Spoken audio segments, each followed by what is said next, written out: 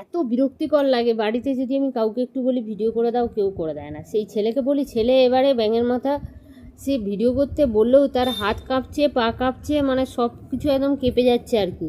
যখন ভিডিওটা দেখি তখনই বুঝতে পারি কতটা ভালো ভিডিও করেছে আর কতটা খারাপ। কষ্টের তো শেষ নেই। তাও আর কি, যেহেতু করেছে ভিডিওটা নষ্ট করব। বাড়িতে এসছে এই চিংড়ি মাছটা, এটাকে কি বলে, টাইগার প্রন বলে। তো টাইগার প্রন আজকে মানে আমি এটাকে ছাড়াচ্ছি, ছাড়িয়ে দেখতে পাচ্ছ কীরকমভাবে ছাড়াচ্ছি। বাপরে বাপ, হাত ফাতের অবস্থা কিন্তু খুবই খারাপ। কিন্তু তবু আর কি তোমাদের সাথে ভিডিওটা শেয়ার করলাম। ছাড়ানোটা কোনো প্রবলেম হয় না। প্রবলেমটা হচ্ছে ওই যে পেছন দিয়ে বা সামনে দিয়ে দুদিক দিয়েই কিন্তু ওই সরু কালো সুতোটা বের করতে হয়। ওই কালো সুতোটা বের করাটাই হচ্ছে আসল কাজ, আর সেটাই বের করতে একটু সময় লাগে। বাদবাকি কিন্তু আমার কোনোটাতেই আর সময় লাগেনি।